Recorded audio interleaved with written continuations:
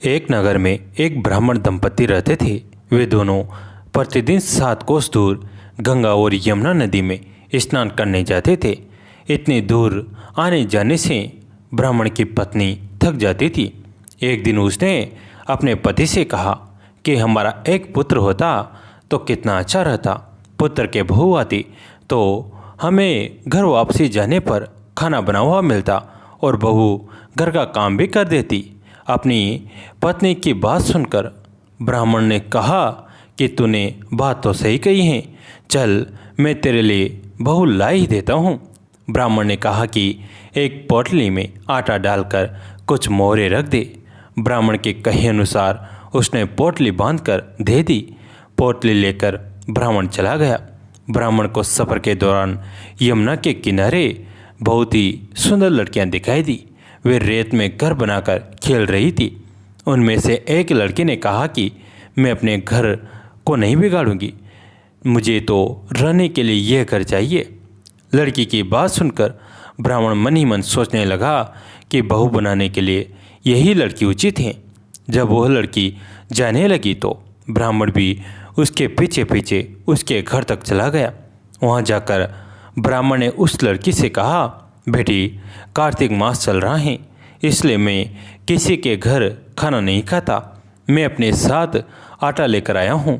तुम अपनी माता से पूछो कि क्या वह मेरे लिए आटा छानकर 4 रोटी बना देगी। यदि वह मेरा आटा छानकर रोटी बनाएगी तो मैं रोटी खा लूँगा। लड़की ने जाकर अपनी माँ को इस सारी बात बताई।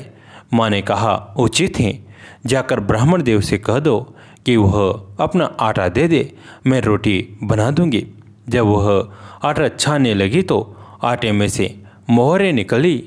वो सोचने लगी कि जिसके आटे में इतनी मोहरें हैं उसके घर में कितनी मोहरें होगी। जब ब्राह्मण खाना खाने बैठा तो लड़की की माँ ने उस ब्राह्मण से पूछा, क्या आपका कोई लड़का है और क्या आप उस लड़के की सगाई करने जा रहे हो।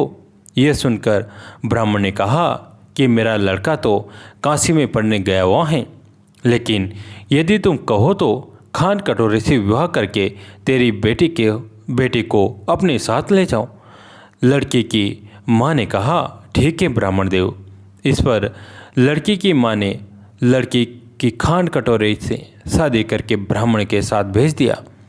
ब्राह्मण ने घर आकर कहा, रामू की माँ, दरवाज़ा खोलकर देख, मैं तेरे लिए बहू लेकर आया हूँ। ब्राह्मण की पत्नी भीतर से ही बोली, हमारे तो कोई बेटा बेटी नहीं है, तो बहू कहाँ से लाए। दुनिया ताने मारती थी, अब आप भी मारने लगे। ब्राह्मण ने कहा, तू दरवाज़ा खोल कर तो देख। जब ब्राह्मणी ने दरवाज़ा खोला तो सामने बहू खड़ी देखा। उसने बहू का स्वागत किया और आदर सत्कार से अंदर ले गई। अब जब ब्राह्मण अपनी पत्नी को के साथ नदी स्नान करने जाता तो पीछे से बहू घर का सारा काम करके और खाना बना कर रखती थी। वो उनके कपड़े धोती और रात को हाथ पैर भी दबाती थी।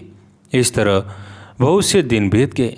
ब्राह्मणी ने अपनी बहू से कहा कि बहू, कभी भी चूल्हे की आग मत बुझने देना और मटके का पानी ख़त्म मत होने देना।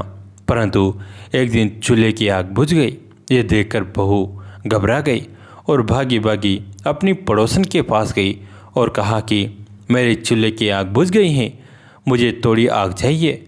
मेरे सास ससुर सुबह 5 बजे से गए हुए हैं, वो थके हुए घर आएंगे, इसलिए मुझे उनके लिए खाना बनाना है। यह सुनकर पड़ोसन ने कहा कि तू तो बावली है, तुझे ये दोनों मिलकर पागल बना रहे हैं। इनके कोई पुत्र नहीं है, ये निसंतान है।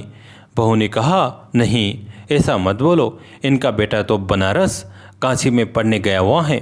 इस पर पड़ोसन ने कहा कि यह तुझे झूठ बोलकर लाए हैं, मेरी बात सच मान, इनके कोई बेटा नहीं है। अब बहू पड़ोसन की बात में आ गई और कहने लगी कि अब आप ही बताओ मैं क्या करूं। पड़ोसन ने कहा कि करना क्या है, जब तुम्हारे सास ससुर आए तो जली हुई रोटियां बना कर देना और बिना नमक की दाल बना कर देना। खीर की कड़ची दाल में और दाल की कड़ची खीर में डाल देना। पड़ोसन ने उसे अच्छे से सिक्का पढ़ा दिया। फिर जब उसके सास ससुर घर आए तो उसने न तो उनका आदर सत्कार किया, न ही उनके कपड़े धोए। जब उसने सास ससुर को खाना दिया तो सास बोली, बहू आज ये रोटियां जली हुई क्यों हैं और दाल भी अलूनी है। तब बहू ने पलट कर कहा कि एक दिन ऐसा खाना खा लोगे तो कुछ बिगड़ नहीं जाएगा। तुम्हारा सास ससुर को खरी खोटी सुनाकर वह फिर पड़ोसन के पास गई और बोली कि अब आगे क्या करना है। पड़ोसन ने कहा कि अब तुम सातों कोटों की चाबी मांग लेना। अगले दिन जब भी स्नान करने के लिए जाने लगे तो बहू अड़ गई कि मुझे तो सातों कोटों की चाबी चाहिए। तब ससुर ने कहा कि इसे चाबी दे दो। तब सास ने बहू को चाबी दे दी। सास ससुर के जाने के बाद जब बहू ने दरवाजे खोले तो देखा कि किसी में अन्न भराएं, किसी में धन भराएं और किसी कोटे में बर्तन पड़े। जब उसने सबसे ऊपर का सातवां कोटा खोला तो देखा कि शिव जी, पार्वती जी, माता पार्वती जी, गणेश जी और लक्ष्मी माता जी, पीपल पतवारी, कार्तिक के ठाकुर राय दामोदर, तुलसी जी का बिड़वा, गंगा यमुना और 33 कोटि देवी देवता विराजमान हैं। वहीं पर एक लड़का चंदन की चौकी पर बैठा माला जप रहा है। यह देखकर उसने लड़के से पूछा कि तुम कौन हो। तब लड़का बोला कि मैं तेरा पति हूँ, अभी दरवाज़ा बंद कर दे, जब मेरे माता पिता आएंगे तब दरवाज़ा खोलना। यह सब देखकर बहू बहुत खुश हुई और 16 श्रृंगार कर सुंदर वस्त्र पहनकर अपने सास ससुर का इंतज़ार करने लगी। उसने अपने सास ससुर के लिए अच्छे अच्छे पकवान बनवाए। जब उसके सास ससुर घर पर आए तो उसने उनका आदर सत्कार किया और प्रेम पूर्वक खाना खिलाया और हाथ पैर दबाने लगी। पैर दबाते दबाते बहू ने कहा कि माँ, आप इतनी दूर गंगा यमुना स्नान करने के लिए जाती हो तो आप थक जाती हो, इसलिए आप घर पर ही स्नान क्यों नहीं करती हो। ये सुनकर सास कहने लगी कि बेटी, गंगा यमुना घर पर तो नहीं बहती हैं। तब उसने कहा, हाँ माँ जी, बहती हैं, चलो मैं आपको दिखाती हूँ। जब बहू ने सातवां कोटा खोलकर दिखाया तो उसमें शिव जी, पार्वती जी, गणेश जी, लक्ष्मी जी, पीपल पतवारी, कार्तिक के ठाकुर राय दामोदर, तुलसी जी का बिड़वा, गंगा यमुना बह रही थी और 33 कोटि देवी देवता विराजमान हैं। वहीं चौकी पर बैठा एक लड़का माला जप रहा है। माँ ने उसे देखकर कहा कि बेटा, तो कौन है। लड़का बोला, माँ, मैं तेरा बेटा हूँ। तब ब्राह्मणी ने पूछा कि तो कहाँ से आया है। लड़के ने जवाब दिया कि मुझे कार्तिक ने भेजा है। माँ ने कहा, बेटा, यह संसार कैसे मानेगा कि तू मेरा बेटा है। माँ ने कुछ विद्वान पंडितों से मदद मांगी। पंडितों ने कहा, इस पार बहू बेटा खड़े हो जाए और उस पार माँ खड़ी हो जाए। माँ ने चमड़े की अंगियाँ पहनी हो और छाती में से दूध की धार निकलकर बेटे की दाढ़ी मूछ भीगे और पवन पानी से गठजोड़ा बंधे तब मानेंगे कि यह इस माँ का ही बेटा है। उसने ऐसा ही किया। चमड़े की अंगियाँ फट गई और छाती में से दूध की धार निकलकर बेटे की दाढ़ मूछ भीग गई। पवन पानी से बहू बेटे का गठजोड़ा बंध गया। ये सब देखकर ब्राह्मण और उसकी पत्नी की खुशी का ठिकाना ना रहा।